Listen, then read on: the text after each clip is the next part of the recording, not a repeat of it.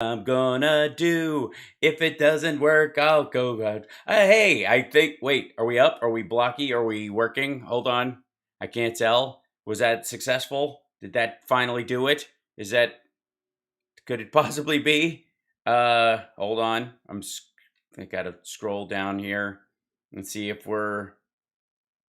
Oh, sending data. It's getting weird again. Sending data. I hope so. Are you there? Are you there? Are you there? Can you see me? I don't know. It's a crazy morning. Been trying to get my computer to work for 97 minutes. Oh, yeah. And it finally came on screen. Oh my gosh, I don't know what happened. Am I singing in a room to myself? I don't know. It's just mornings with Hal, and it's all crazy now. Hey, so yeah, this might be. You can see and hear me, okay? Yes, up on. Oh, thank goodness. Oh, by the way, before it dies again, love you all. Thank you for hanging in there. It appears to be a local internet issue. In my apparently, someone's dog chewed through the fiber optic in my neighborhood or something. Yes, this is why I wasn't on Steph's show. And thanks for sitting out for the last half hour. And while I tried to get online and everything, I thought it was a Zoom issue because I kept getting kicked off of Zoom, and I would send him a message on there and nothing would come up. And then, yeah. So I just started to see if my Twitter worked. I had to turn my Wi-Fi off on my phone to get Twitter to work. That started going through, and then I got a hold of Travis and them, and we're like, sorry, I don't know where I am. But here I am. Oh.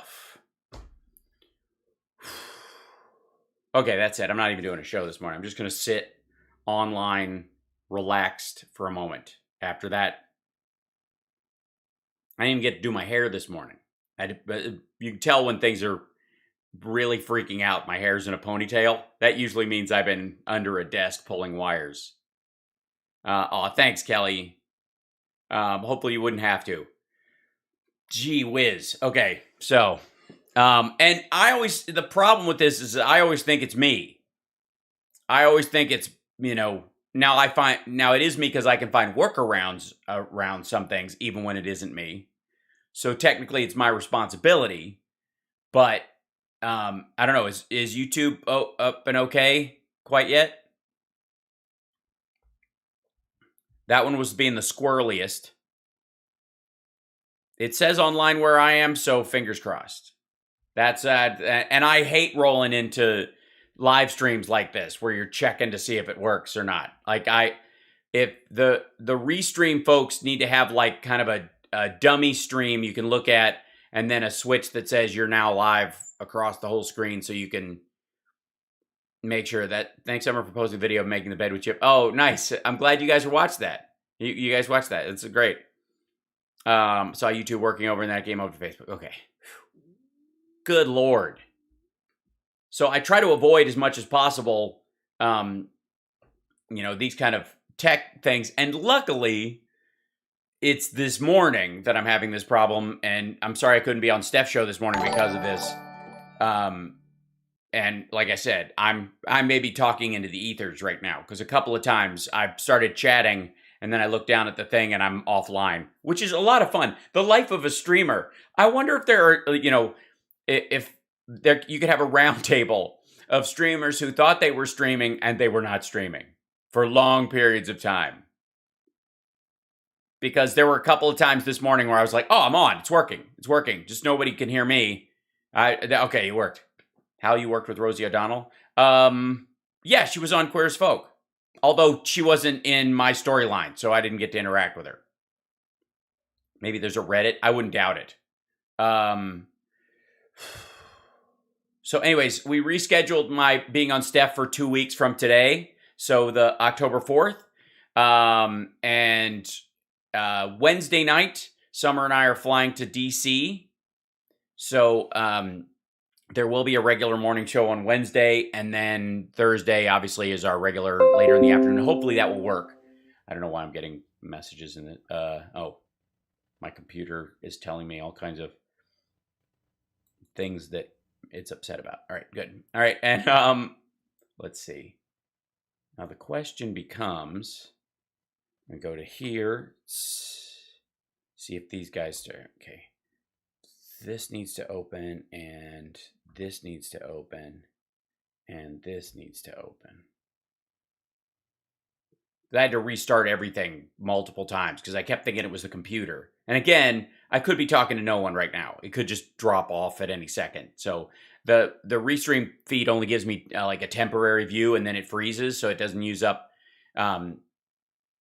computing power. So every time I look at that to check it, I'm just frozen. So hold on, let me scan down and I'll just look at that. And welcome. Thanks for joining, everybody. Gather round, shall we?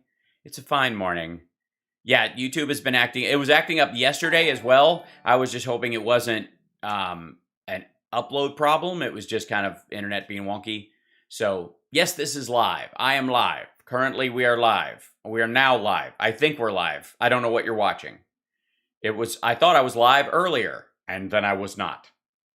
Thanks. Yes, I'm wearing the Zoltan tee this morning. The other thing you can notice is when I'm pulling my, when I'm freaking out and I've got my hair in a ponytail and the like, I'll tend to wear merch on days when because I had to throw something on. I didn't have time to pick, a t-shirt or anything. I just grab whatever's there. Yeah, we're live. I'm live. Are you live? Jesus. And I here, I'll show you. I've been doing all this work on, trying to create graphics. This is my Photoshop window for, to put on the show and, Hal Sparks Mornings Megaworldwide. I think that's the one that's working right now. And I've been doing all this work all weekend, and I was like, oh, okay, I'll transfer the files over and pop them in right before I go online. And then, of course, everything eats crap as per usual, and off we go. And so, thanks, Gwinnell. So yeah, so I've been working on, these kind of things.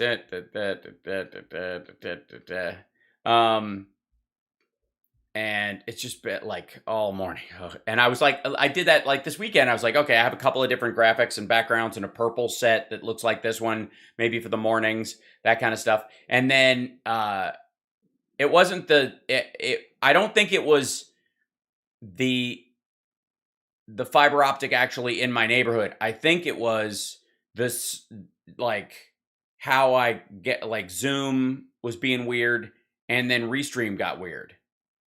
So I think it's maybe there's a DDoS at the streaming sites or something. It's hard to say. But yeah, Hal in the morning. It's to the point, innocent sounding, no perviness. Oh, thanks. Okay. It's Hal in the morning. Yeah. Never watch you live on Twitter. Well, this hour helps out a lot. I'll try to switch to another venue. That helps. I mean, there's a lot of options. Infotainmentwars.com and, of course, twitch.tv/HalSparks when I'm actually up and running there. And the crowd is growing. We're getting, people are gathering around. We're getting ready for, a real morning show, it would seem. I'm so sad I was not able to get to the January 6th, the Justice for Jan 6th thing, although I hear there's going to be a pitiful sequel next weekend on my birthday on Saturday. They were saying the 25th. There was some chatter that these folks were going to try that. And so, yes, Mercury is in retrograde, explains everything. How you get such a pristine shave every day? I don't actually. It's just my camera doesn't pick up my scruff. Let's shall we see? Oh gosh, it's news-wise is not a good Monday as far as Twitter trends. Shall we? Let's go through it, shall we? Now, I often, and many people have different versions of not everybody's looks the same-age, right? Fortnite's promoted today. Hi, Fortnite. I like Fortnite. It's fun. The Diablo guys tweeted back at me, though, which was nice because I've loved that game for a long time. I wish I had more time to game. This used to be, my Twitch channel used to be about gaming. I was like, I'll just use that and I'll game sometimes because I like doing it and I can make the funny while I'm doing that and whatever. And then it never happens. How are they trying to keep till they get a upping to it? Yes, that's what I'm trying to do. It's basically, I pretend that my internet is down so that I can get like a club gathering outside. All the people waiting. Check Breitbart? Eek, why would I do such a thing? Hold on.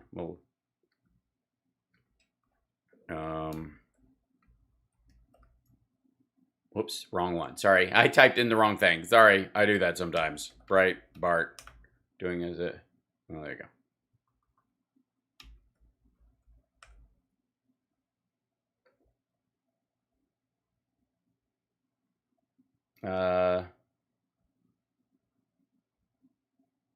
Yes, regulate vax for foreign travelers, Pfizer vax. More Americans marching.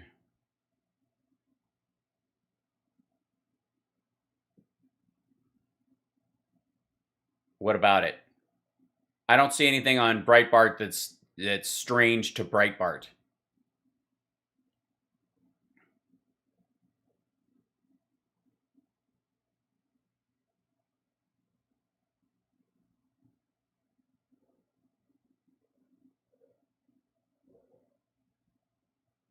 Yeah.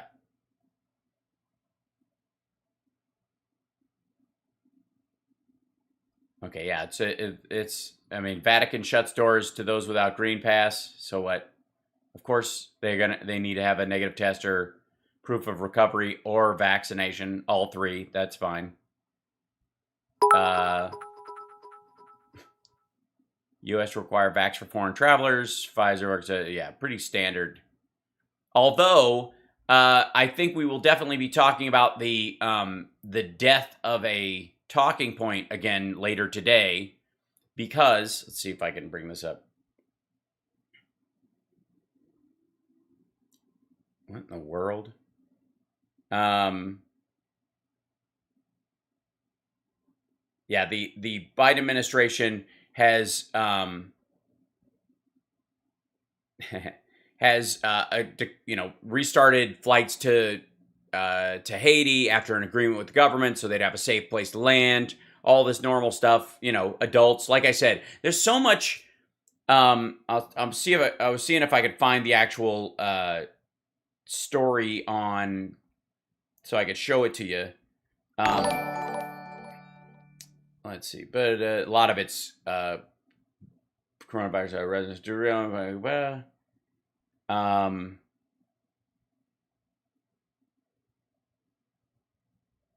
Yipes.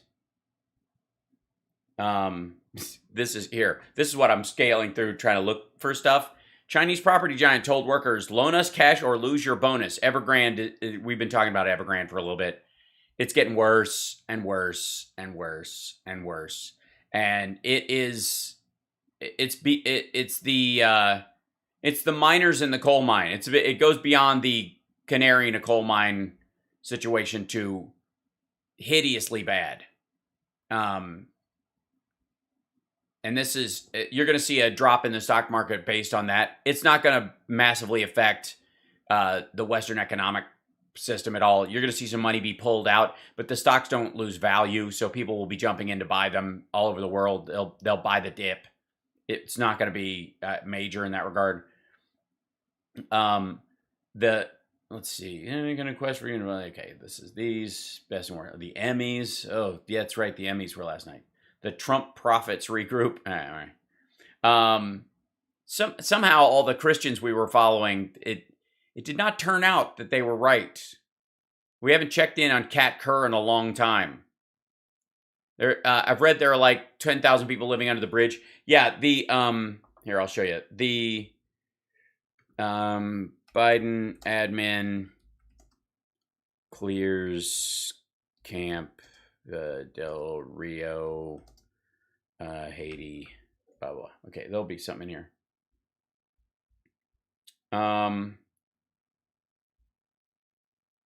Yeah, I mean, it's all over the thing or whatever, because there was just a huge gathering of them. Basically, they paused the flights because it wasn't safe. They started working on a way with the Haitian government they could make it safe. It took about a week and a half to make it safe, and the Haitian government said, okay, now it's safe, and now they're flying people back. And, like I said, Ted Cruz jumps in yesterday, and, there's video all over the place. We're going, this is a man-made problem. And in reality, they just had to do the pause. Yes, the cake lady. They had to do a pause to check in on, to make sure it was safe to fly them back. Yeah, if you keep paying attention to politics, you're going to go straight to hell. That's right. Now, I didn't know we were working with a government here. Exactly. Normal, rational. There you go. Biden administration plans mass deportation of Haitians. There's 14,000 people that were gathering. It was 8, and then it was 10, then it was 12, then it was 14. Nobody knows the actual number. Everybody, you can tell the politics of the paper, though, by the number. Yeah. So, and this is more than 10,000 mainly Haitian migrants shelter under a bridge in Del Rio, Texas, part of a new surge of migrants that stretch to the U.S. border. Immigration Customs Enforcement is planning to ramp up deportation flights to Haiti over the next weekend, according to internal documents obtained by NBC News. Next week, ICE plans to fly 8 deportation flights to Haiti and will then increase them to 10 per week. According to one of the documents, few deportation flights just restarted in the past few days in response to the surge of Haitians. The flights have previously been paused. An important word there. I think, anyways, paused by the Biden administration in response to a 7.2 magnitude earthquake that devastated Haiti on August 14th. A single deportation flight can hold around 135 migrants. In addition to deportation flights, ICE will also begin lateral flights in which Haitian migrants will be flown to other sectors of the U.S. border for processing in order to alleviate overcrowding in Del Rio. U.S. Customs and Border Protection said in a statement Friday that its field operations office in Del Rio will temporarily close and reroute traffic from Del Rio to Eagle Pass to more effectively manage resources and ensure uninterrupted flow of trade and travel. This temporary closure and shift is necessary in order for CBP to respond to urgent safety and security needs presented by an influx of migrants into Del Rio, like government stuff, like grown-up stuff, like what you would do in response to a real situation like this. Ted Cruz and that ilk wanted them, like, why would you pause them just because there was an earthquake? Just because people are starving and just because there's no water and the power's off? Why would you not just keep flying people in and dropping them off? And also, the Haitian government said, released one statement earlier saying they're not sure they can handle the influx. This is him on Fox News. We're not sure we can handle the influx of migrants coming back into our country. It's 10,000 people. It's a country of 11 million. Of course you can handle 10,000 people coming home. You have that many flights coming in every day. The question is, why do you not want your citizens back? Is the part of it, I guess. Why aren't you taking care of your citizens? And we're helping, by the way. So, this is, this was like the big crowd because they said they were pausing the flights. So they thought, okay, this is a good time to get through, and then they just ramped them up again. And a lot of these folks are the same people over and over. So they go in the front line, they're told no, they go back to the back of the line. This happens all the time, on migrant lines coming in from Texas. 200,000 people have encounters. Yeah, 80,000 of are the same people twice. Because they think, oh, maybe it's just the border agent. Maybe it's just, if I get a nice one, they'll let me through. That's that's a lot of the plan. So anyway, so that's going on. It's adorable. And it all relates to the fact that a real problem exists. It arises. You consider your options, and then you get to work on a solution. And then while sensible people are working on sensible solutions, I was just reading something on climate change that scrolled past my screen. Could you tell? Sensible solutions. You jump out in front of the camera and say, no one's working on this, and they're only doing it because I tell them to. By the way, progressives in Congress do this all the time as well. So this is a political tactic. It's not just random. Hi, everybody. Hello. Welcome. Good morning.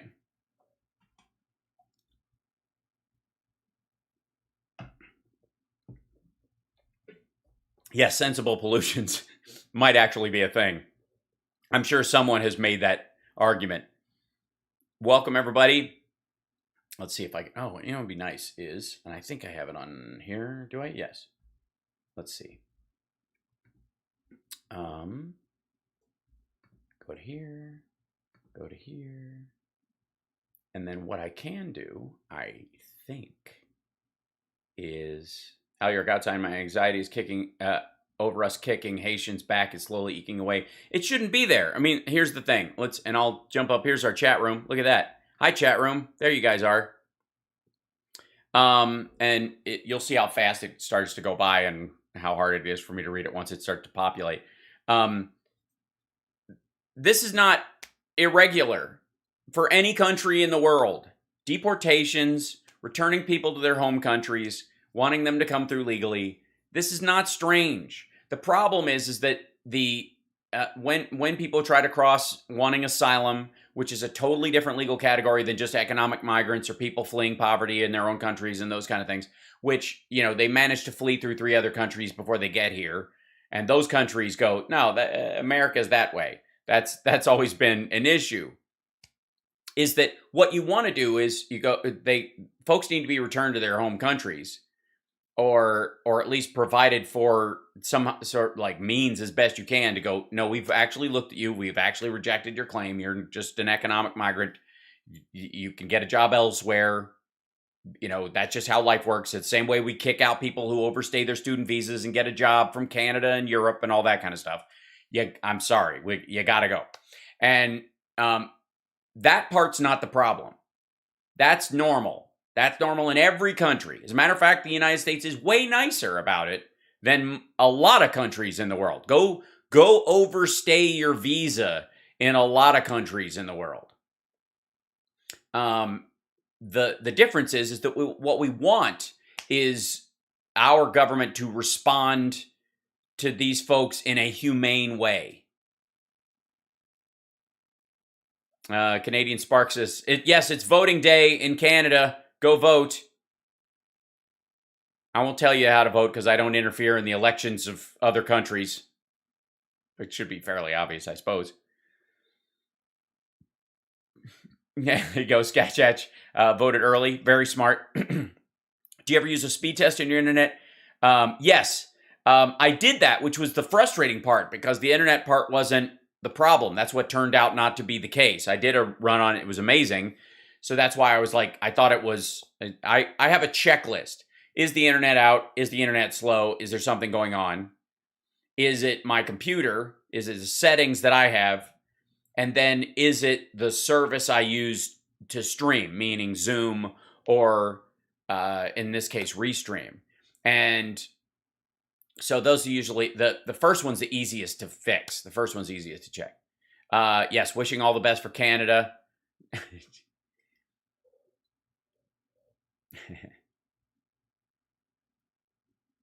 When I drink too much coffee, I get Monday morning mania. Have you tried L-theanine? Takes some of the edge off of coffee. It's recommended. If you consume a lot of caffeine, you know, L-theanine's helpful. UK government trying to get voter ID over here. We had 4 convictions for fraud in 2019, according to Electoral Commission. Sing Man in the Box for us. It's a little early for that. Maybe later in the afternoon. Again, in England, I don't think voter ID would be as much of a problem because you do have a government issued ID that's, you don't have a federal system like we do, so they can just decree that you get an ID that matches, that everybody has the right and proper one at no cost. In the United States, the problem we have is that there's no federal ID that the states can't take away. That is your representative ID for voting and all of your inalienable rights state to state. So right now you've got every state has a different set of what they will accept as an ID versus, you know, what they won't.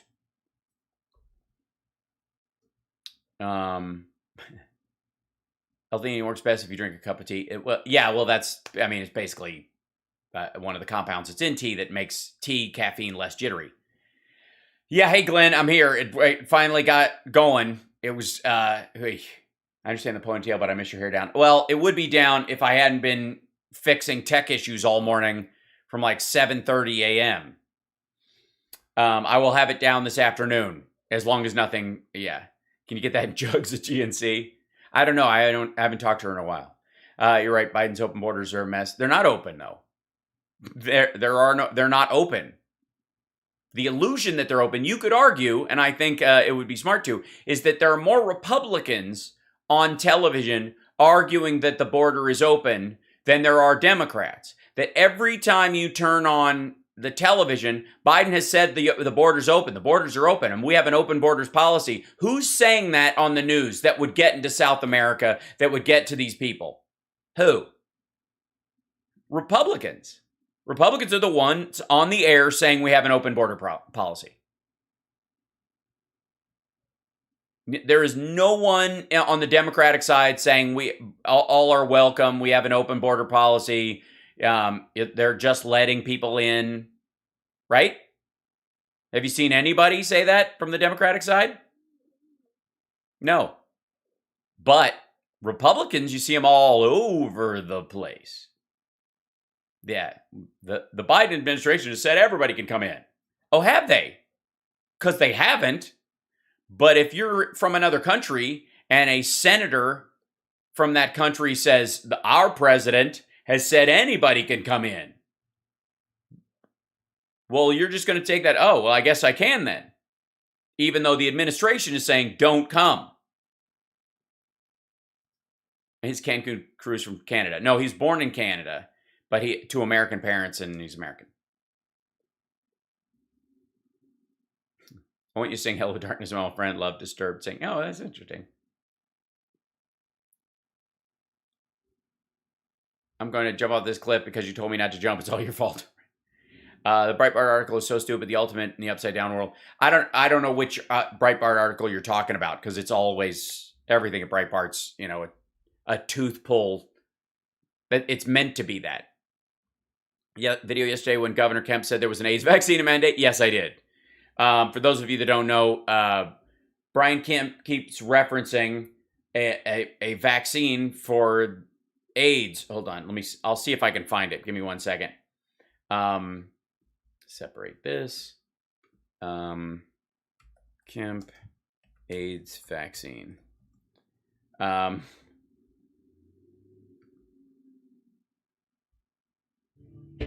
It is a Hold on 1 second. Let's see. This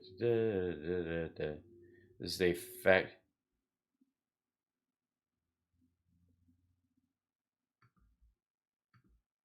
Legislators. Here's why we're talking about this. On Thursday, in a podcast episode of the Eric Erickson Show, Kemp said people need to be educated on, not mandated, to take the COVID-19 vaccine. That's basically how the AIDS vaccine works. People wouldn't take it early on because it was mandated. They started educating people, and now it's doing a lot of good out there. And it's the same scenario, different year that we're dealing with right now. How does he go from zero to Okie in 30 seconds? Like that's a governor of a state. I know AIDS vaccine, man. They were making people do that, and then is no vaccine for HIV. Yeah, we know this. And we've tried. A governor of a state is saying this.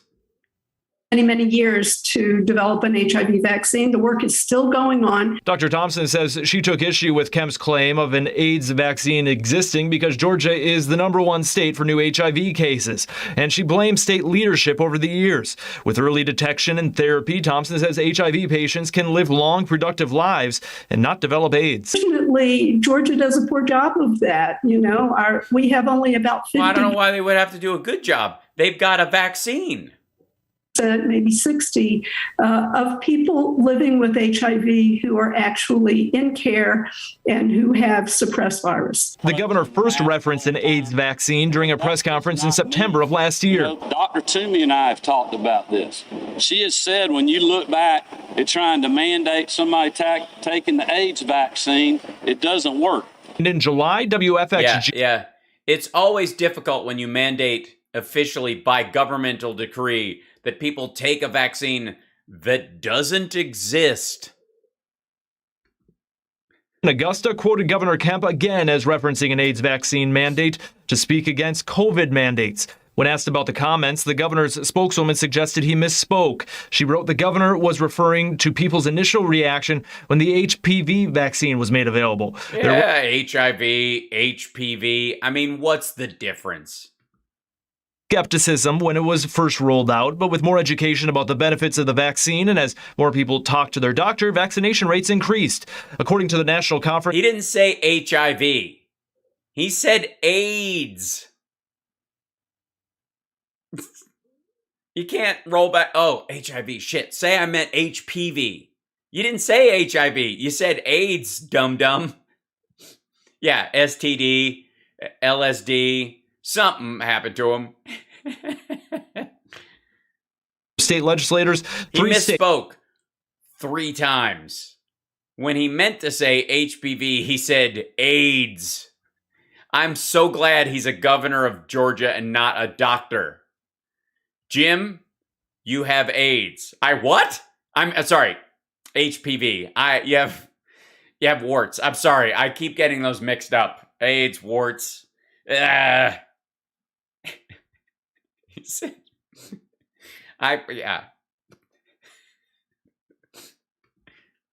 To Washington, D.C. Jim, you have syphilis. I what? I'm sorry. I meant you're a silly puss. You're just a crazy kook, and you keep coming into my office, so I had to say something. Rico mandate the HPV vaccine for children. And when released in 2006, the CDC recommended the vaccine. Why are you talking about this as if he really said HPV or HIV? He didn't say either. He said AIDS all 3 times.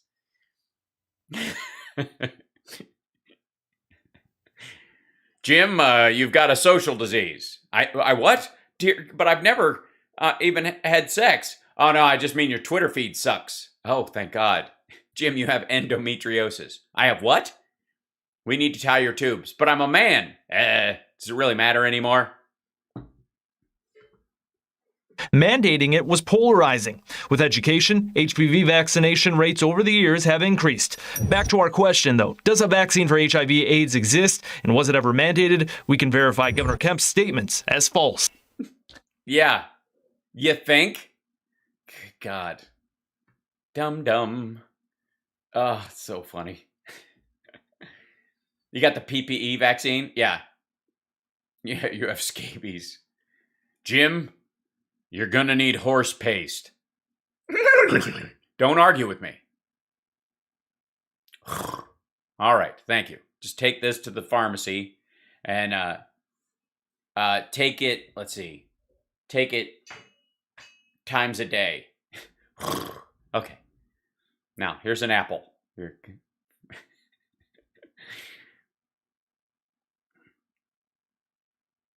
Yeah. Let's see.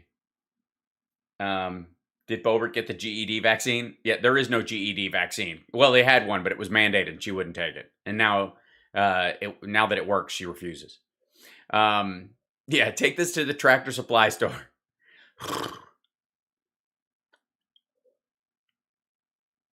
Of course, how could do best horse impressions ever? Do you shit rainbows? Occasionally. A little quail and all's well. Correct. The only mandated vaccines are one for schools, certain kinds of work, and certain college entrance requirements. And the military, when they go overseas, they have some. They need GED vaccines. Yeah, at some point, a Matrix style injected education would be lovely. I said brick is boil, nurse. Not boil is, oh no. I got the LSD vaccine. It's not an injection though. You lick a stamp or something, right? Advice from a truck. Please get a GED vaccine. It's not that far off. Every day I check the back of my neck. For what? For a mane? To see if you have a mane. It does help to wear horse blinders. Hold on. I want to see if we have the pictures of, let's see, Justice for Jan 6, which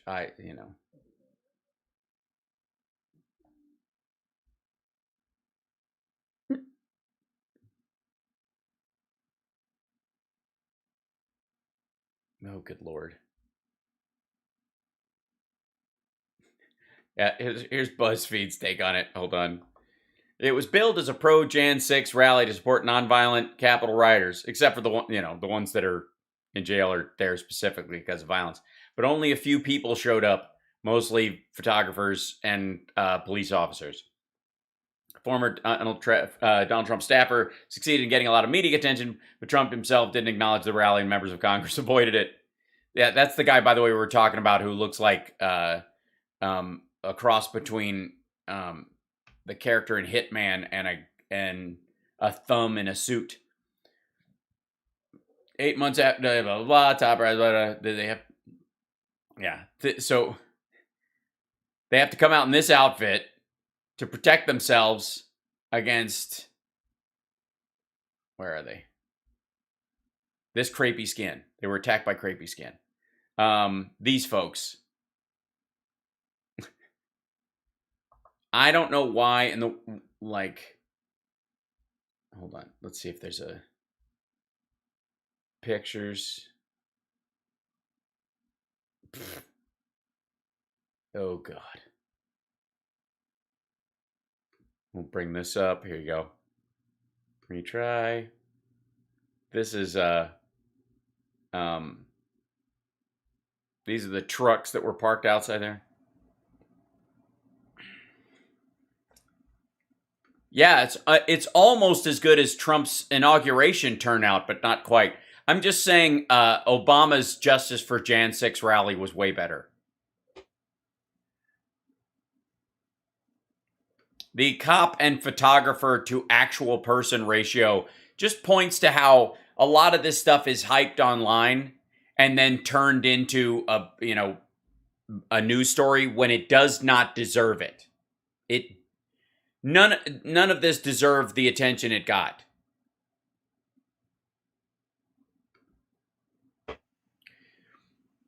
Look ahead, America. Stop looking back. Don't worry about 2020. We all need to focus on 2022. Half of these folks, that guy on the bike with the bike helmet was clearly somebody who lived nearby, was getting some photos. Stand against tyranny. Not so much stand as wander against tyranny. Mill about against tyranny. The great milling on Washington. Hashtag milling on Washington. I don't even know what the look ahead means, other than the thing that we've heard a bunch of them say about, like, don't focus on 2020, focus on the next one.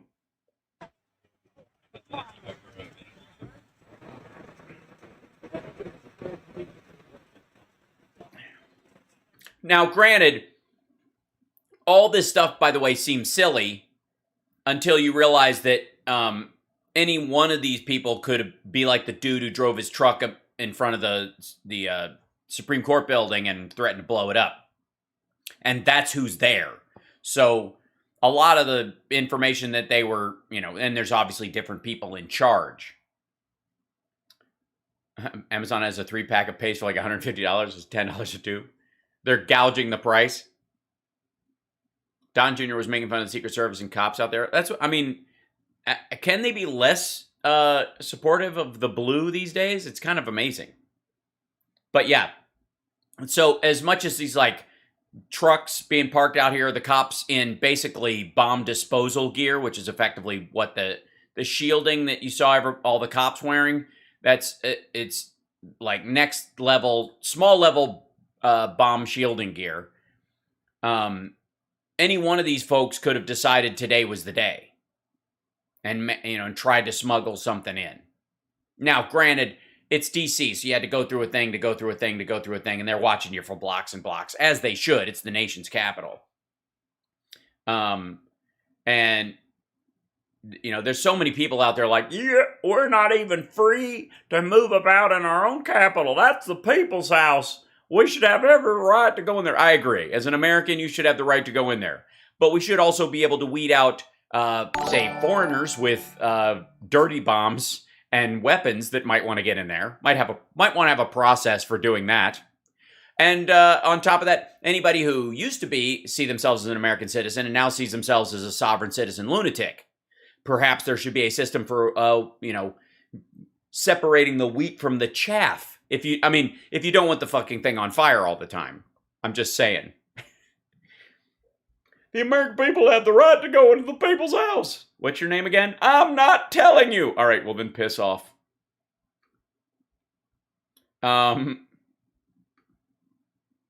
Wait, September 20th.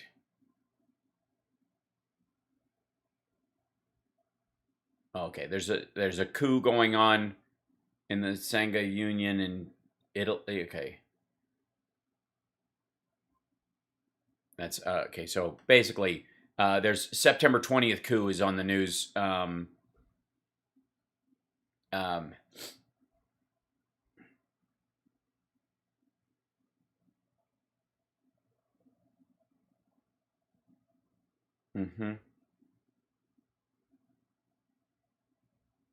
Anti-coup strike in a village from Sangha. Yeah, this is. Despite the difficulties used from Yangon staged a night strike to overthrow the military dictatorship in Myanmar. It's rough. And I think that the tale of Aung Suu Kyi is, I think, should be a lesson, for, technically, I guess, the political left, but any group that decides to put all their cards behind someone who seems to be completely on the team and, checks all the boxes, should be the person to finally fix things. And then, obviously doesn't.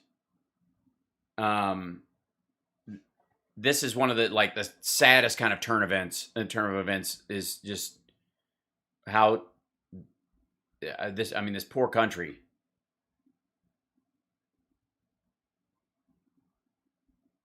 So many people, when Aung Suu Kyi came into power, everybody's like, oh, finally, a sensible woman will run things. And then it was awful. Pisces? Why is Pisces trending? Are we in Pisces now? It's a full moon is in Pisces. Oh, it peaks today. I see. On Monday, there's a full moon in Pisces that will guide our intuition and show us the right path we should be taking towards peace. Oh, good. All right. Full moon in Pisces. What the rising signs need to go. Apparently, it doesn't affect me. Great. Nothing in Libra? Nope. No, nothing. Astrology, shoddy astrology doesn't have anything for it's. It's my birthday Saturday, and you don't have full moon in Pisces in a warm bath. Add lavender oil, handful of coarse salt, preferably pink Himalayan salt, of course. Focus on your breathing, manifest and releasing. I will buy a home by June 2022. I'm letting go of this relationship because it is hurting me. Okay, all right. Sounds like a plan. Full moon in Pisces, new thing to blame my problems on just dropped. Okay, I see. Full moon in Pisces. You good? Yeah. No, babe, you're not good. It's okay not to be good. Okay. I didn't realize that was such a big thing.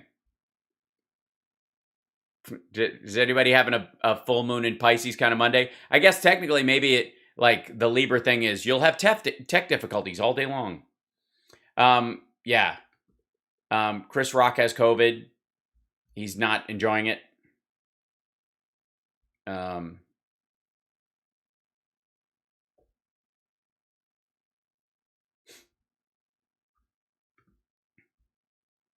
Monday motivation. Let's see what everybody's Monday motivation is, shall we? Oh, the wolf. That's your Monday motivation, to get up and going. Roll.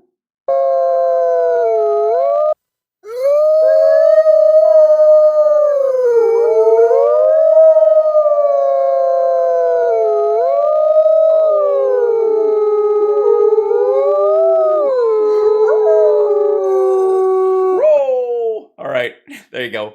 That's your Monday wolf. Monday, my moon is in Wolf.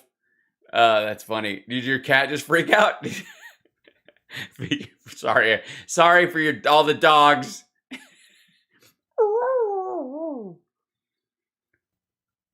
Let's see. Monday motivation. Here's people working out. Always that example for the youth of India. Ma'am is an inspiration. She's doing her yoga. She's doing her walking. I don't know what that is. Looks like an ant holding up a turd. Hustle for the muscle. That's what's up. Come on now.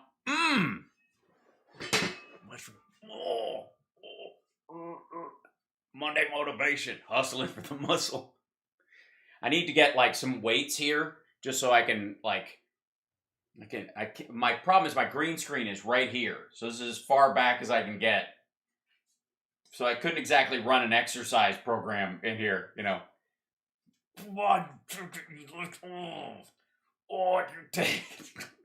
Monday motivation. Working out, doing stuff. I'm fine.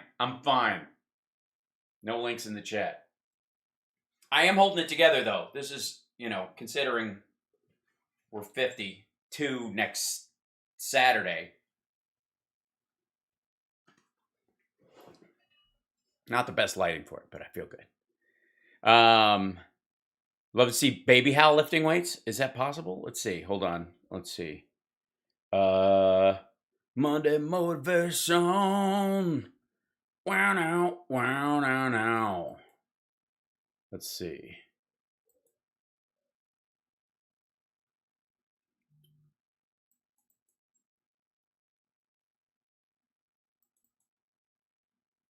There it is. Okay, sorry. There we go.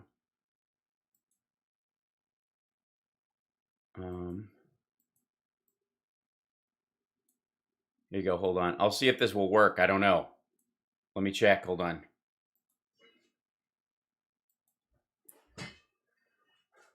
Monday motivation. Working out and trying so hard. I'm trying to work it. This is a rattler version of, if you use it, this is the rattle version of the shake weight. This is where the shake weight came from. Shake rattle. That's a lot. Luckily, it shakes itself. That's a good thing or whatever. I gotta work out. Work it. Monday mornings. I look 12 now. Monday morning workout. Yeah. Monday morning workout. This guy worries me. He's very scary. I would not get in a van or a vehicle at all. He just looks like he wants you to pull his finger. He looks like he's telling God to pull his finger. And that's not right. Let's see. This is good. Here we go. To get happiness and success in every noble cause, it is important to meditate and pray to God. Saint Dr. MSG Insan. She sounds insane. She seems like a nice person. Gertrude made history when she became the first woman to swim the English Channel, being the fastest man in Israel by nearly 2 hours swimming in choppy water. There she is, covered in mud. My mom always makes me get out of the water when my lips turn blue. It happens to anybody. Monday morning motivation. Oh, here we go. Peanuts. I've got this. Patty.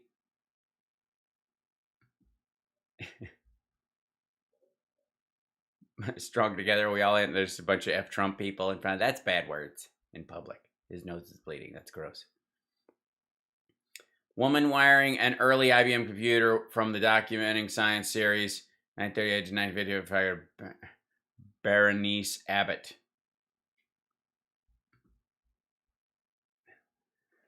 It looks like her robot was blown up. Now he's holding his hat. What? How about God proves God is in human form, he is not formless. What?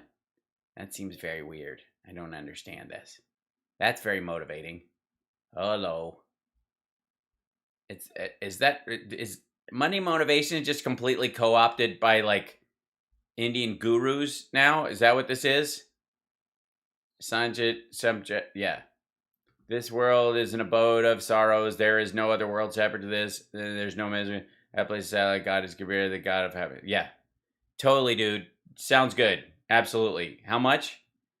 Don't forget to Snapchat or whatever. Oh, consistency and dedication means you will always have someone around to shoot booty shots of you. Sorry, this is the it's getting a little ridiculous. There we go. Hold on. Get back in here. That was just so very strange. We're just hanging out. This is a Monday morning show. This is much more relaxed than our afternoon show. We're just checking stuff out. What do you guys do to get motivated? I know what I do.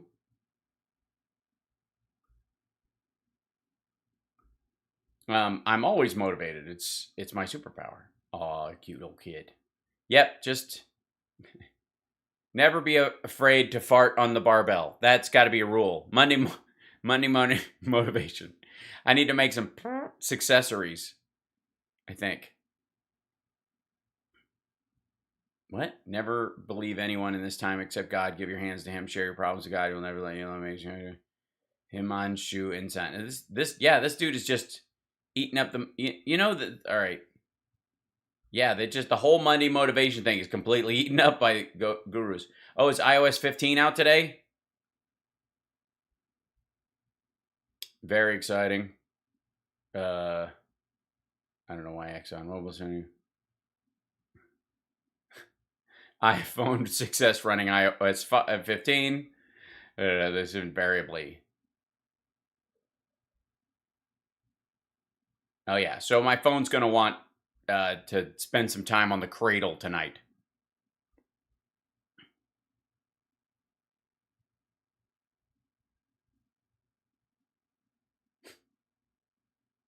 At 19 o'clock? I see.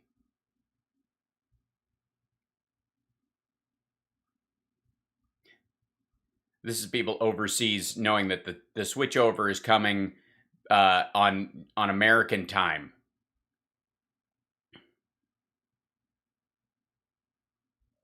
Oh, that's cool. Oh, shall we check it out? Shall we do that? Hold on one second. Let's turn this into a tech thing since tech was killing me. New in iOS 15. This would be totally a waste of time for people who don't normally do this. Just I'll try to find something that here you go. iOS 15. This is the thing that it's in touch a moment. Packed new features. Okay, cool. FaceTime introducing SharePlay. Keep FaceTime conversations going as you watch TV shows. Oh my God. Ignoring people. Listen to music, share your screen. SharePlay is an way to, no matter the distance. I see. So you can watch shows together. TV shows and movies, listen to music, share your screen. SharePlay is an entirely new way to have experience. Okay. Watch together, listen together, share your screen. Oh, do everyone your FaceTime call, browse apartment listing, swipe your photo album, da-da-da. Okay. So basically just on a tiny screen, stack everything together. None of these things are available on your desktop. Spatial audio. I don't know, that's helpful. Portrait mode. Camera, new video effect, puts you the focus of, okay, now it's what's behind you. I see. All right, new portrait stuff. Grid view, FaceTime so that it doesn't have a moving stack like this. Okay, sure. Mic modes, voice isolation, wide spectrum. Okay, that's helpful. Invite anyone to FaceTime. Anyone? Really? We're trying that? Link to FaceTime, even if they're using Windows or Android, it's still time end-to-end encrypted, so your call is private. Okay, so you can bring people in who are on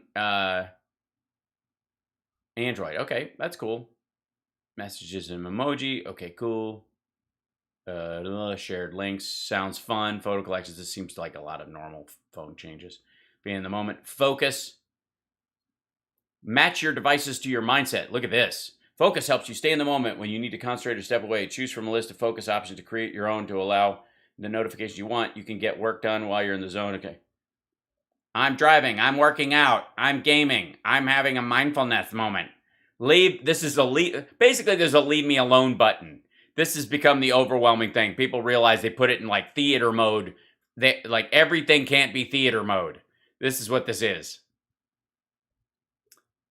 Signal your status. I can't. Let's see.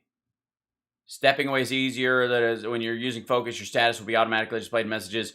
Other communications you allow for truly urgent messages still wait for people to notify you. Evan has notifications silenced. Okay. Redesign notifications. That I suppose helpful. Summary, brand new way of looking at the maps. Okay. New driving features so that you can look more at your screen while you're driving. That's a good idea. Why not? That's a lovely idea. Look at this. And it's like you play Sim U. They should put a tiny little you going, I'm lost, just on the street. Like, hold on. Let's see if I can do this.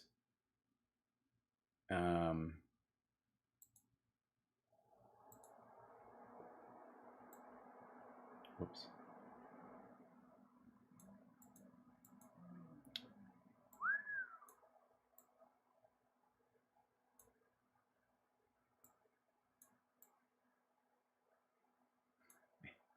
Here you go. Hold on.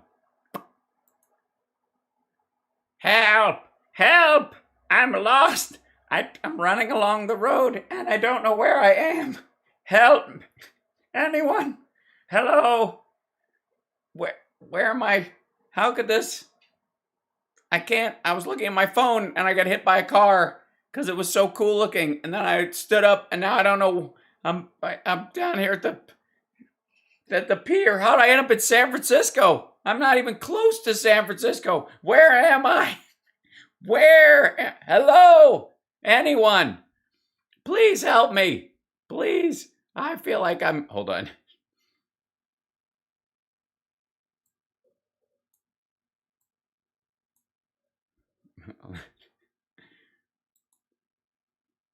Dear God, now what? How did I get up here? Why am I on top of this? Help me! Help!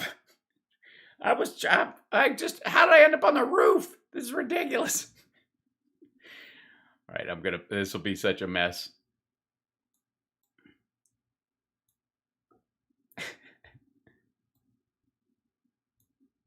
Whoops. There you go. I'm fine. I found my way back. I'm all right. I'm okay. I was a bit worried, but I'm not sure. I was so difficult. Put myself in your jar. Oh yeah. Well, eventually. All right. Give me a second. Hold on. Go back to normal. I'm so much cuter in real life. Immersive walking instructions. Scan buildings across the street. Jesus. You know how they like automatic, self-driving cars? You're going to have self-driving shoes before this is over. New transit features. Public transit indication shows nearby station transit ties, let you pin your favorite route stop. Okay, cool. Safari, bottom bar, puts controls right at your fingertips. Great. More things to accidentally touch. Super. Tab controls. Lovely. Extensions. Now you can install Safari extensions on your iPhone, just like your Mac. Cool. Search the web using your voice. Voice search in Safari is incredible. That has always existed, hasn't it? Wallet ID cards. Add your driver's license state ID for when you travel in the future retailer venue. That's cool. All right. That I can live with that. Keep your keys for your everyday. Now your iPhone can unlock your home, your garage, your hotel, even your workspace. I don't have to do that because my house opens with my fingerprint. I am that nerdy. I have fingerprint locks on my home because I'm a geek. But that would be helpful for your car. Your hotel room. Hello. And even your workplace. All right. Depends on the locks, I suppose, right? Live text. Live text and photos. Tells you unlocks rich and useful images. You can make a call, send an email, look up directions, tap on this guy. Jesus Christ. You know how many times I'm going to accidentally tap on shit? You do this? Yes, Apple Pay is actually great. It's very helpful. Mark of the Beast. Live text and camera works the camera app so you can point your phone and camera text on the go, quickly take action on useful information. Okay. Live text translation, visual lookup. Who is this asshole? You're speed dating. Excuse me 1 second. Click. Oh, criminal record. All right, good to know. Okay, bye-bye. Spotlight, which I've never used with any functionality on my Mac. I know it's worthwhile, but I just use the search feature. They need to be like, okay, we thought this up and we know you're not on board. Photos, yes. Health, I do actually use the health app, I have to say. I coordinate my my watch and my ring, my Aura ring with it. But I'm active enough where it just, too much stuff, right? Privacy report. That's nice. That's helpful. Okay, catch up on email, peace of mind. Can there be a setting that only shows me today's mail? I don't want to know about the other mail I haven't answered. I don't want to know about all the other stuff that hasn't been referred. Like, can we just have a today's mail thing that just takes all the backup stress out of just mail that piles up? Because that little red dot on there is just growing and it will never stop. Do you have to charge your Aura ring? Yes, you do. It's as a matter of fact, mine's on the charger. I'm not wearing it right now. Audio of your Siri request never leaves your device. Very exciting. Introducing iCloud Plus. Get everything you love in iCloud. New features including iCloud Private Relay, Hide My Email, and expanded HomeKit secure video support. That's cool. Okay. Hide My Email, which is where, and so much more. Search widgets. Oh, widgets are back. Public Art Working Group, the Notes thing. Notes needs a big upgrade. I would like to use Notes more often. Productivity updates and Notes enable you to organize with tags, collaborate in new ways with mentions, and an activity view. All right, that's a start. Now you can ask Siri to share items on screen like photos, web pages, news, and more. If the item can't be shared, Siri will offer to send a screenshot instead. There's a full list. Good. This could be. Look at this. It's endless. Calm down. The focus thing is interesting to me. Now I have to. I will tell you what. I will update before this afternoon's show, and then see if the focus thing helps. Intelligent pass activate focus, because like when I'm doing this show, for example, if I put on focus, like schedule one for the show that I do in the mornings and in the afternoon, then my mom won't FaceTime me in the middle of the show unless it's really important. Let's see. Allow notification, driving, auto reply, or message status API for conversations with third-party messaging apps. Okay, cool. New look for notifications. Okay, there's a big bunch of stuff in there. Very exciting. That's cool. My question is, Mac, when is the M1 Big Mac? When is that happening? Because I'm not getting another Mac until there's a Mac Pro with an M1 chip series in it. Because there's no reason to. As much as I need to upgrade the Mac that I'm using, I have my old Mac Pro 2013. That's my main music workhorse. I'm not upgrading it until they take the M1 chipset, which is what they're converting to. Yeah, probably late 2022. I agree. Until then, I'll just limp along with what I have. That's the problem with a lot of modern computers, by the way, is that they're getting way too good for what most people need. The reality is that right now, the technology that's in our hands far surpasses. Yeah, CSL. Yeah, I mean, there's no reason M1 Apple event in a few weeks. Yeah, I hope they will announce it, but I don't think they're going to announce a Mac Pro.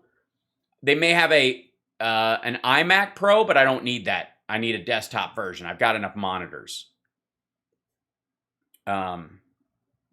Do you know Leo Laporte? Cool. This Week in Tech Network for tech coverage. Yes, I've watched some of their stuff. You got to set up a call if you want to convert some. You got to set up a call to see if we can convert some Trumpers. All right. I have an iPad Pro I use to watch videos and draw and stuff. Yeah, the iPad Pros are fantastic for that stuff. And they're, computers themselves are changing. But when you're doing music on the scale or video cutting on the scale that I like to do and that I want to do, it's, I need the Mac Pro. The laptops just cook. They're just too hot. All laptops get that way, PC and Mac. They just, and right now, the PC that I have can definitely handle it.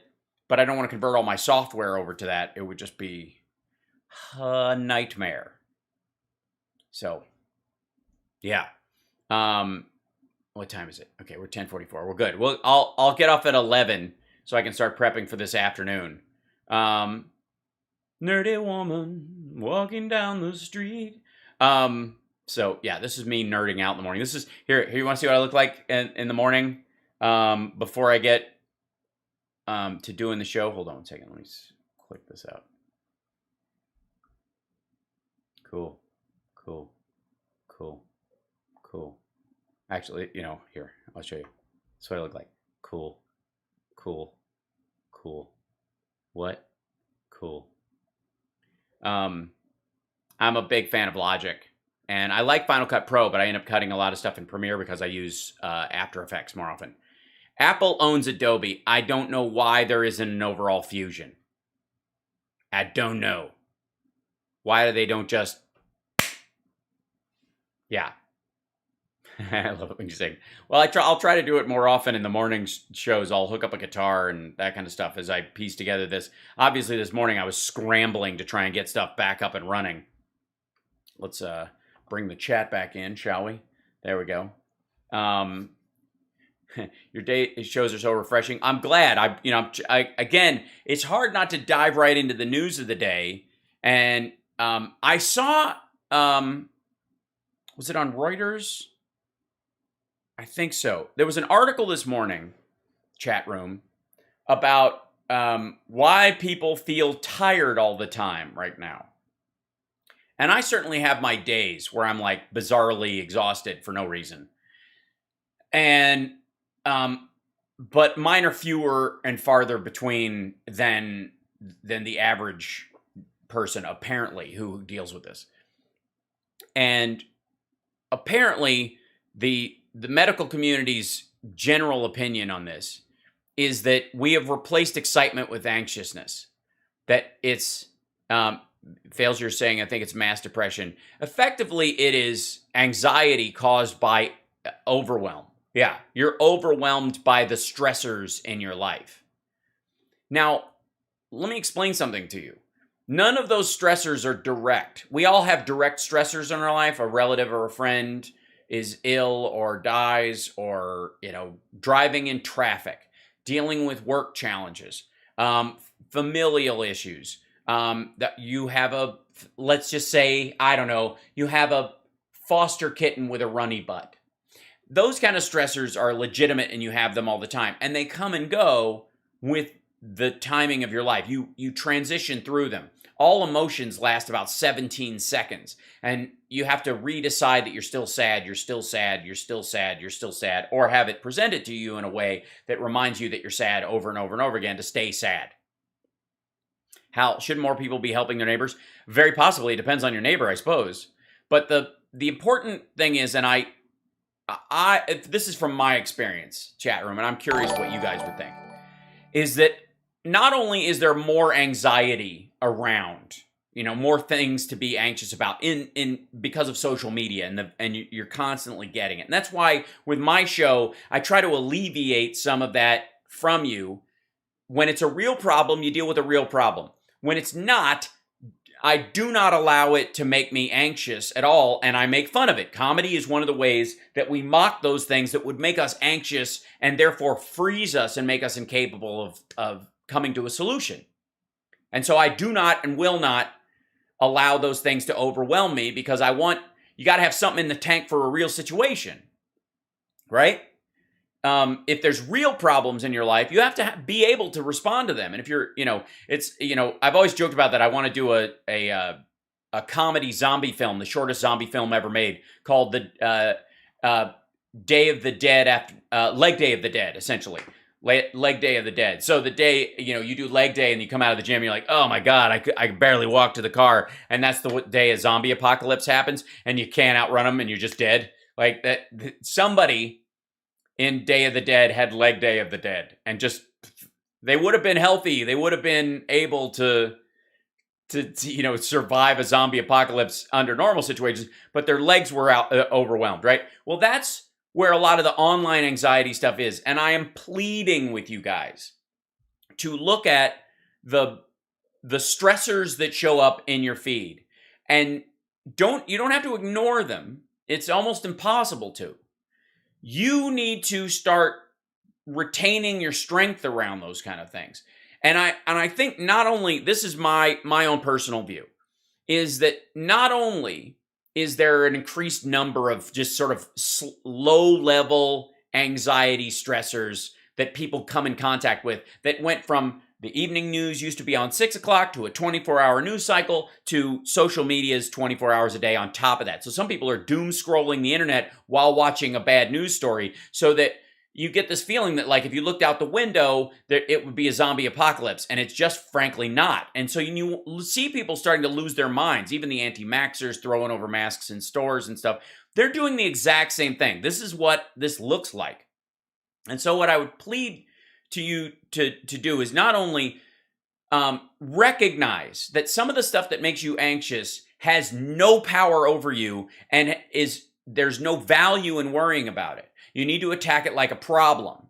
You don't have to ignore it, because telling you to ignore it is impossible. What you need to do is, when you see something and you feel it making you anxious, going, what would solve this? What's two things? Okay, that's the solution everybody's coming up with. What's my solution for it? What would I do? And then that will start to get you into a solution mode and out of the fear and reaction mode. Okay? That's how you handle stressors in real life. You just do a smaller version of it online. Okay? The other thing is that people need to stop taking pride in their anxiety online. There was a big thing like around the election last year and some other stuff where people were talking about how exhausted they were. They were saying it, and then a lot of people were saying, I'm exhausted, and they go, yeah. And you would get a lot of reinforcement for how exhausted you presented yourself to the world. And therefore, you're getting positive reinforcement for how overwhelmed you are. And then there's no way to get out of it. There just isn't. Because now the part of your sense of worth is coming from how anxious and overwhelmed you are. And on the left, there's a huge amount of that.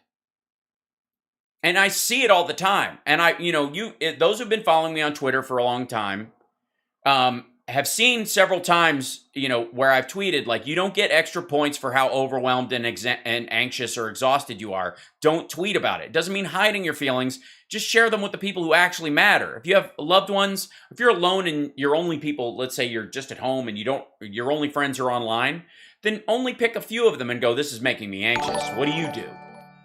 Ask for their feedback. Don't just blurt that you're overwhelmed, because then you're looking for them going, I know, I understand. Your support of your anxiety is not what you're looking for. Solution to your anxiety is what you're looking for. You really are. Yeah, Chip says step away from the echo loop, physically, mentally, emotionally, spiritually. You do need that space, but you also need the skills to be able to mentally step away from that when you're engaged with it.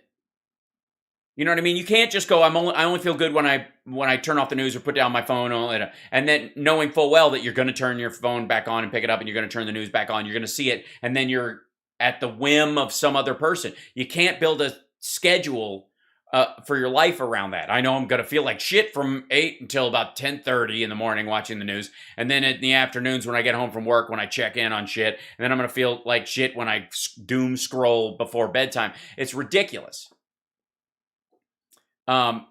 You have to claim your strength in the face of those things as well. Yes, taking a break is valuable, But you also need to know and be aware of that you have the skills to deal with stuff when it's right in front of you. And one of those things is being able to tell the difference between the things you can actually help.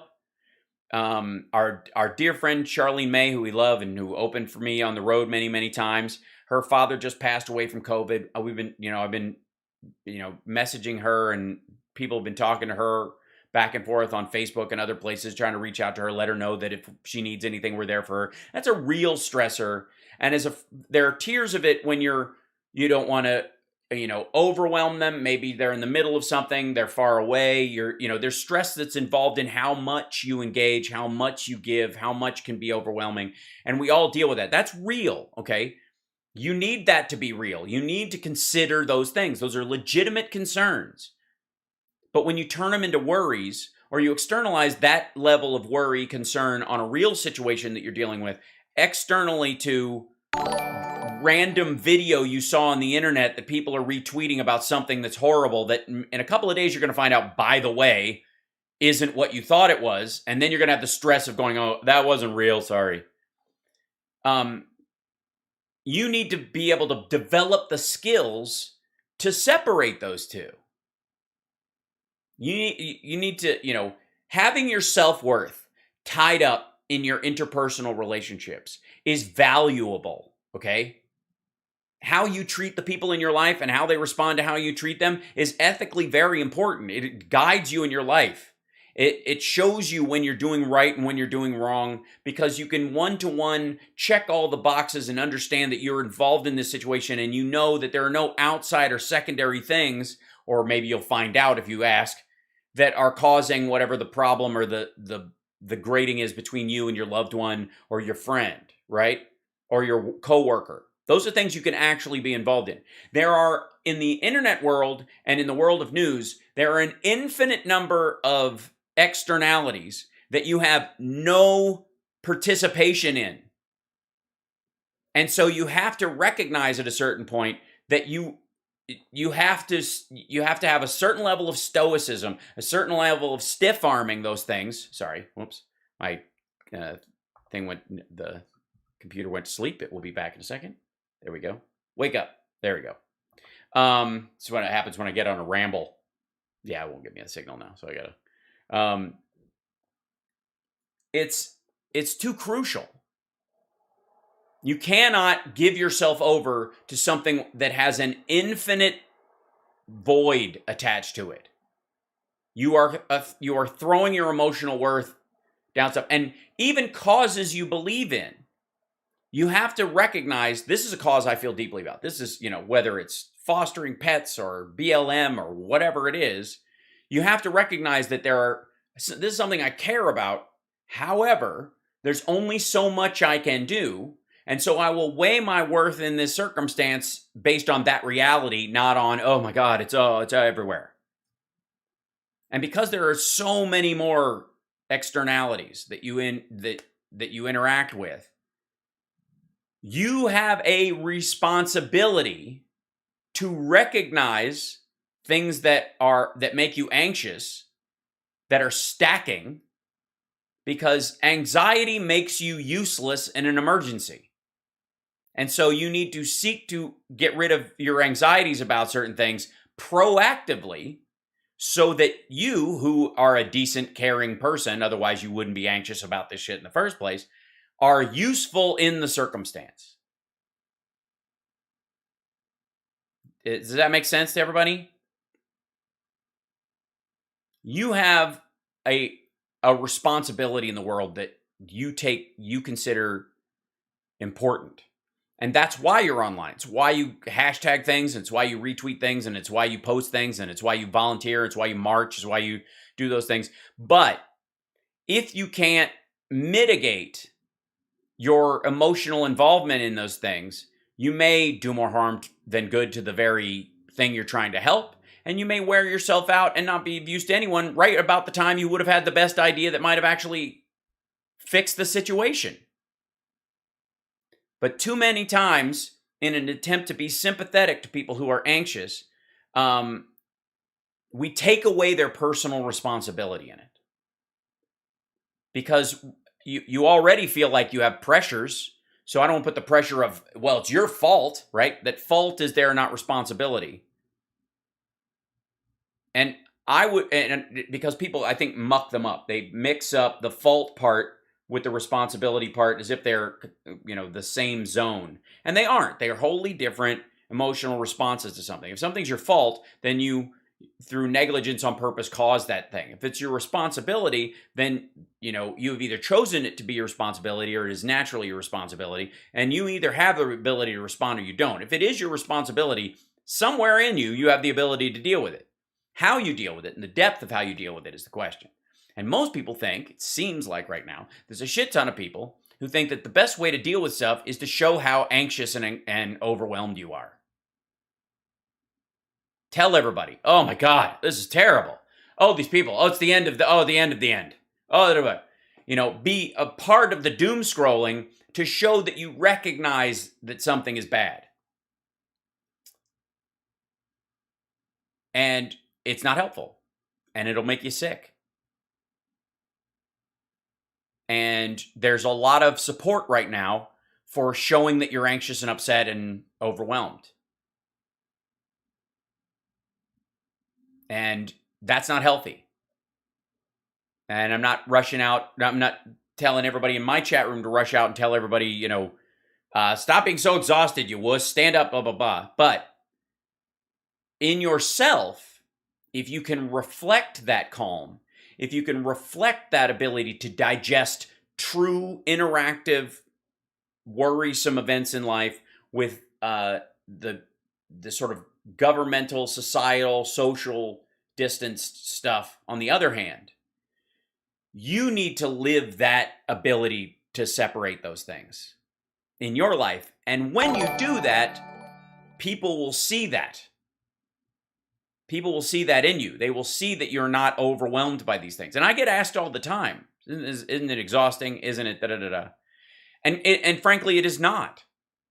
Because and not through magic, I cultivate in myself on the regular, and I'm aware, it's a constant gardening exercise, the difference between the worrisome parts of life that just exist, that I have an integral material connection to, that I can and will do something about within the limits of my ability and the limits of the priority against other things, and the overall societal concerns and what the level of good I can do to create positive change and growth.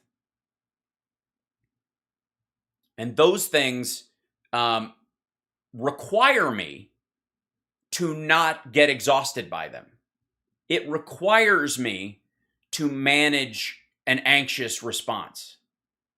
If I want to be worth a goddamn in any of the areas that socially and politically I care about, I can't be overwhelmed.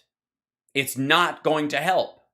And life gives you enough overwhelming stuff on its own without stacking a bunch of crap from that strangers toss your way on the internet.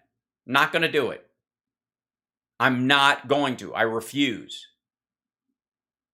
And I also will say that many of you will see that the amount of time that I put into, my show, put into talking about, like, researching the topics I talk about, pushing back, against the lies that I see, doing the show the way I do my show, no one can ever accuse me of not being committed and focused on solutions and being helpful, right? You can see it. I materially put that effort in. You can see it.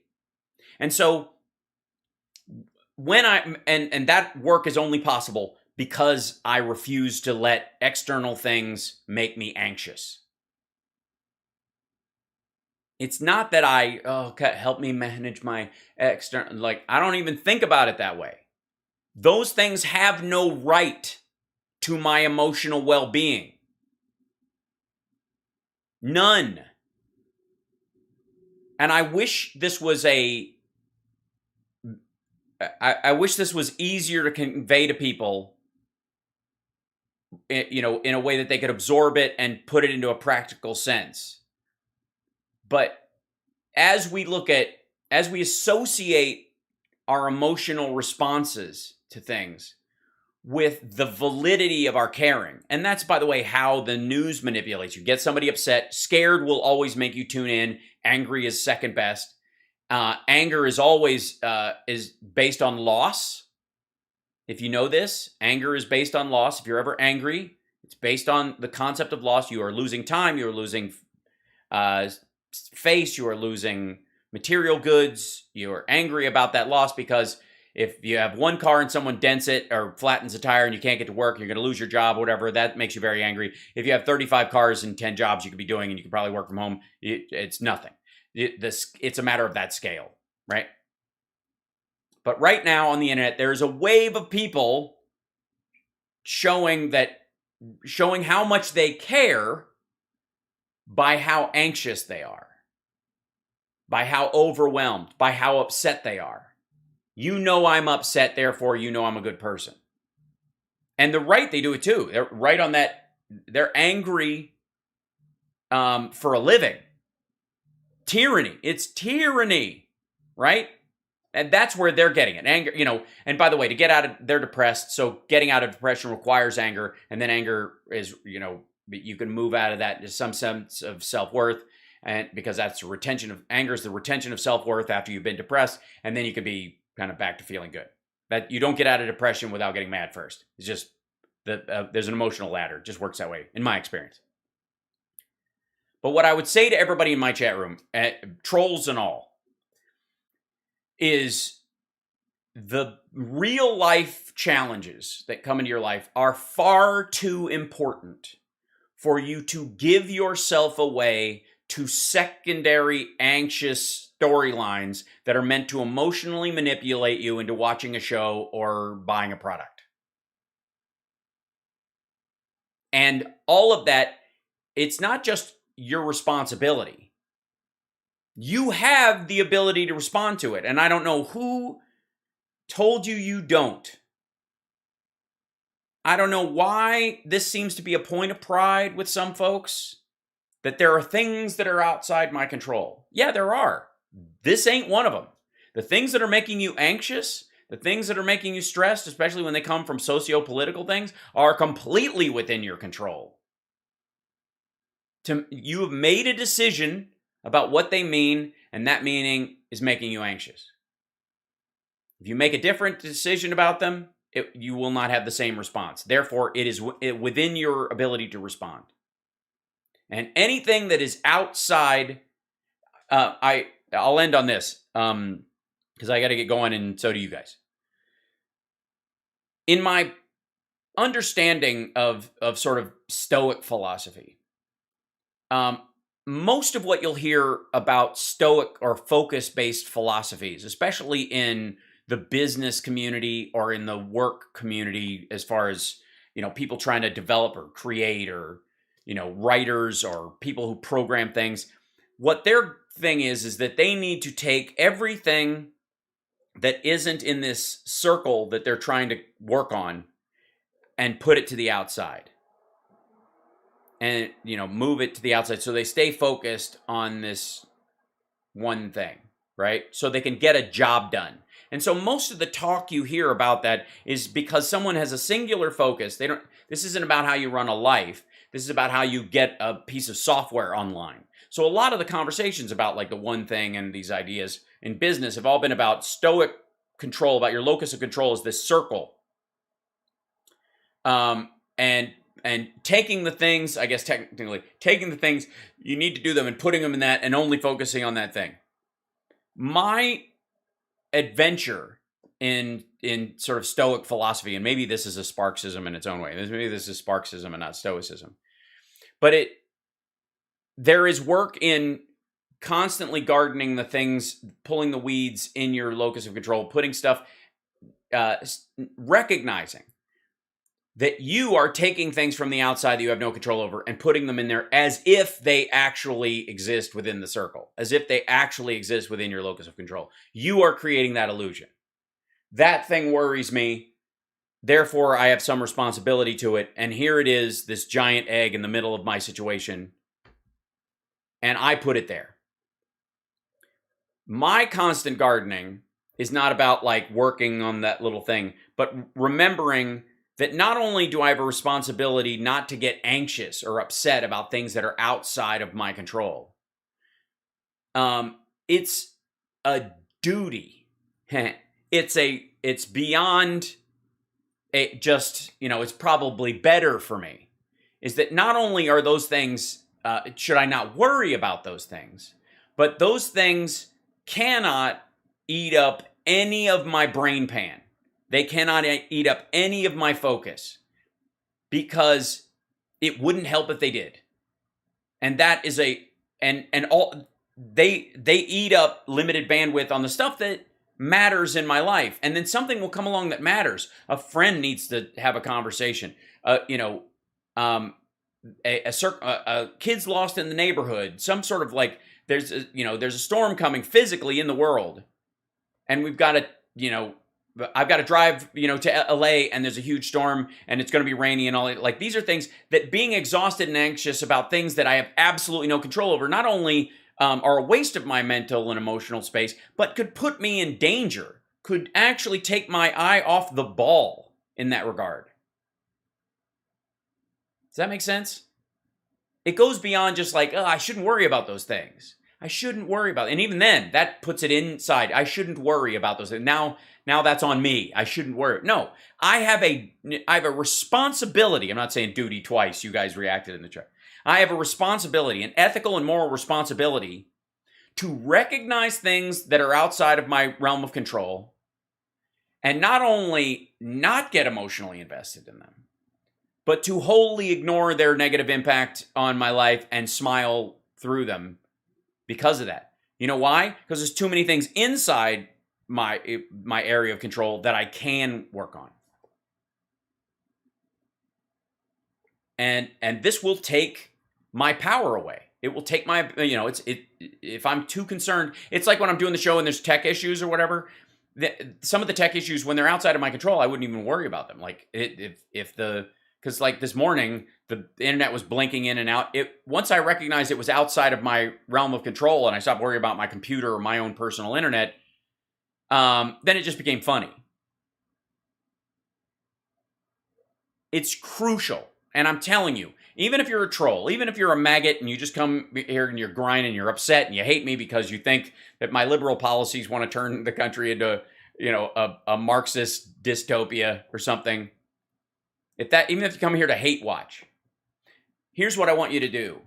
I want you to recognize, take a look at the things in your life that are within your control. And some of that is political. You can vote, you can hashtag things, you can show your support for ideas, that kind of stuff. But once it's outside of that realm, that you've done your part, you can't quit your job and go, storm the Capitol every weekend. It's not going to happen. Get to work. Get on your own life. That's inside your circle of control. You can actually do that.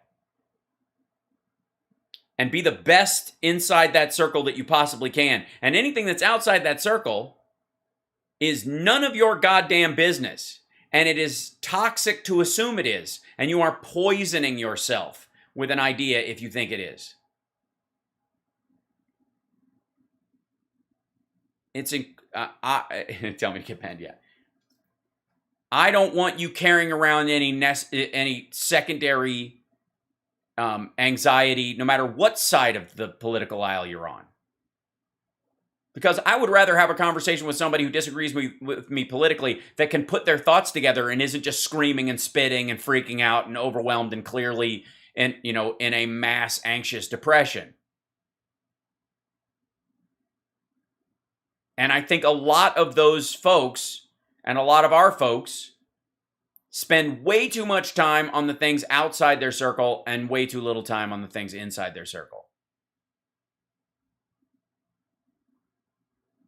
So I would, as you doom scroll today, I don't want you to go, okay, oh, this is a lot of bad news. Oh, it's terrible. That thing that happened is terrible. I don't want you to process things like that. I want you to process them like someone is expecting you to respond to it in the best way possible. What's the best way I could respond to this? Some of it might be genuine sadness that you feel, and that's real. Some of it might be, all right, everybody's mad about this. What do they think the problem is? Why is there an impasse? Is it because they think there's only 2 solutions? What might be 10 other solutions? Maybe I make a list. Maybe I start posting, here's 10 ideas that, we could do instead of this. Instead of open borders and instead of closing borders, there's maybe there's a strategy in this. And you'll find, by the way, that a lot of folks are already working on that outside, your locus of control, that are already in process doing that. You'll find that there's a lot of people doing those very same things that are being solution oriented. And then you'll go, oh, okay, I always thought, because the news was telling me, that there's no one working on these things. And there certainly is. Every morning, I'm telling you, billions, multiple billions, like half the Earth's population gets up every morning and tries to make the world a better place. Nurses, doctors, scientists, educators, teachers, politicians, plumbers get up every morning like, all right, how do I make the world slightly better today? Maybe I can be a little faster on my job so that, it can be cheaper for me and less expensive for my customers, blah, blah, blah. All those things, they all add up. And every day, billions of people wake up and try to do that. Be a part of that. That's just my little piece of advice. That's just me. This is kind of, maybe this is the value of the morning show ultimately. But in my corner, in my area, and amongst the Sparksists, you don't get points for being overwhelmed and exhausted. You're just not going to. I'll feel bad for you if you genuinely are. But we got to get past it. We got to get you over it, so that because you obviously care. If you're anxious and upset, you obviously care, and that caring is better used coming up with solutions or helping solve it, as opposed to, oh God, aren't I so upset? Isn't everyone so happy with me? I'm so upset how people are being treated in the world. You can do that elsewhere. There's plenty of room for it. There's lots of areas you can go on the internet where you'll find Facebook groups and chat rooms and stuff where they'll support that kind of behavior, and you'll see it. You'll see it now. Now that I've mentioned it, you'll see it. And you'll go, oh, I was getting caught up in that. I was giving someone else the reins to my emotional well-being. And you can't do it. Not just for you, but for the people who really matter in your life. So that when those inevitable, real stressful moments come, when those moments where your world seems to crash down because you've lost a friend, out of nowhere, or someone gets sick or injured or whatever, you have something left in the tank for that situation. That's your responsibility. And if you're letting these external things get you exhausted, then you're shirking that responsibility to the people you truly love. There you go. And this is me, showing you how to do it and stay on social media, because it's how you digest stuff. It's not that you see it. It's how you see it that matters. All right, I'll let you guys go. I will see you this afternoon at the regular time at 3 p.m. Pacific time. God willing, Moon in Pisces or Mercury in retrograde this morning. Jesus. Hopefully I might even be on a little early just to make sure we're up and running at some point, because it seemed to be okay. Well, I'm glad, Christine. Some people just need a new philosophy. Anyways, I adore you guys, and it worries me. That's the one thing that I feel like is inside my worry zone that I can worry about, is that I want my audience that watches this show to go out when they're experiencing all this stuff and be the most useful, helpful, creative, abundant, happy, supportive, loving people that get involved in charities and stuff like that, and don't collapse. Don't get overwhelmed. I want that for you guys. I want you guys to be the person who can handle tough stuff with, with steady resolve and a quiet smile. You know what I mean? And this is from the guy who's done CPR multiple times on total strangers and watched crowds of people, many of whom who probably have taken CPR classes, run away. You want to be that person. You want to be that person. And the way you do that is take your power back from these situations. Okay, I'll let you guys go. This is turning into another Midwestern goodbye. I adore you guys. Thank you for letting me rant about that and espouse that, because it's something I care a lot about. And I think about it a lot, and I think about how to get that message to people, and increasingly, maybe that's what the Monday mornings are for. Just reminding people, like, because for a while, some people might need training wheels. We'll see. Anyways, I'll talk to you guys later. Thank you guys for the super chats. Thank you for the subscriptions. Thank you, Jay, for gifting the sub. And Sailor Moon, thanks for subscribing. And Patrick, thank you for subscribing. And V. Gabriel, thank you. No one can ride your back without your consent. Yeah, that's right.